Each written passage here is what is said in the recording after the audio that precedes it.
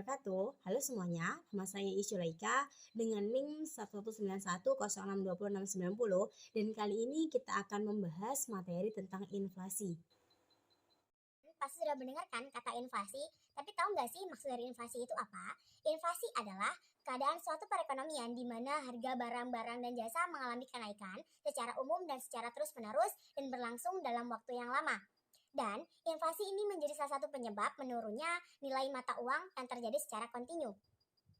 Syarat dikatakannya sebuah inflasi adalah apabila kenaikan harga-harga barang mengalami kenaikan secara terus-menerus dan dalam jangka waktu yang lama, maka itu disebut dengan inflasi. Tapi apabila harga barang dan jasa mengalami kenaikan tetapi bersifat sementara, misalnya seperti bulan Ramadan, bulan Idul Adha dan lain sebagainya, maka itu bukan dimaksud dengan inflasi.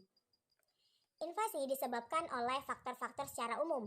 Penyebab inflasi adalah terjadinya kenaikan permintaan dan biaya produksi. Dan berikutnya beberapa penyebab terjadinya inflasi, yaitu meningkatnya permintaan atau dimensi full inflation. Penyebab inflasi ini disebabkan karena meningkatnya permintaan untuk barang dan atau jasa tertentu. Dalam hal ini, peningkatan permintaan jenis barang atau jasa tersebut terjadi secara agregat. Faktor yang bisa menyebabkan terjadinya inflasi diantaranya adalah meningkatnya belanja pemerintah, meningkatnya permintaan barang untuk diekspor, meningkatnya permintaan barang untuk swasta, juga meningkatnya biaya produksi.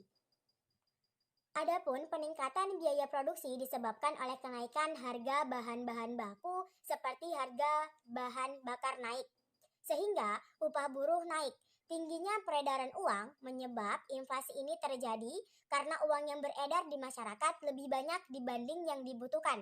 Ketika jumlah uang tetap sedangkan uang yang beredar meningkat 2 kali lipat, maka bisa terjadi kenaikan harga-harga hingga 100%.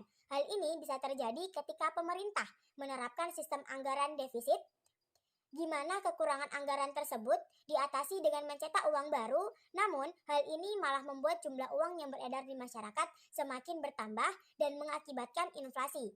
Dampak yang dapat terjadi akibat terjadinya inflasi diantaranya adalah nilai uang menurun.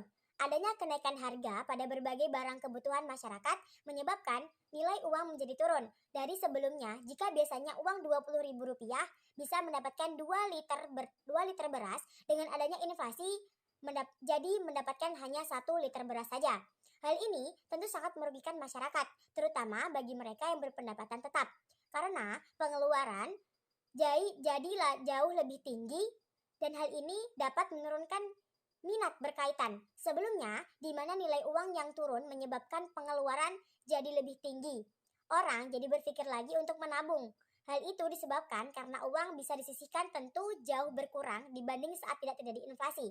Hal ini tentunya juga akan mempengaruhi sektor perbankan yang bisa menjadi lesu karena menurunnya minat masyarakat dalam menabung. Kekacauan ekonomi tingkat tinggi yang tidak segera ditangani dan dikendalikan bisa saja menimbulkan masalah yang lebih besar dalam perekonomian negara. Harga tinggi dapat memicu produsen untuk menimbun faktor produksi atau barang yang dibutuhkan, sehingga harga barang akan semakin tinggi lagi. Inflasi tinggi dan tidak terkendali juga bisa menimbulkan kecemburuan sosial, kerusuhan, atau bahkan krisis uang. Ada 2 kebijakan untuk mengatasi inflasi. Yang pertama, kebijakan fiskal yang berkaitan dengan penerimaan dan pengeluaran anggaran pemerintah.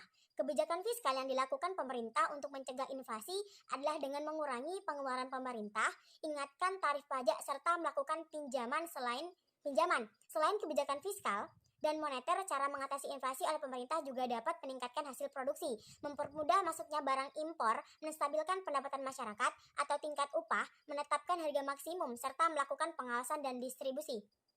Demikian pembahasan yang dapat saya berikan, mudah-mudahan dapat bermanfaat untuk kita semua. Jangan lupa di subscribe. Terima kasih. Wassalamualaikum warahmatullahi wabarakatuh. Sampai jumpa.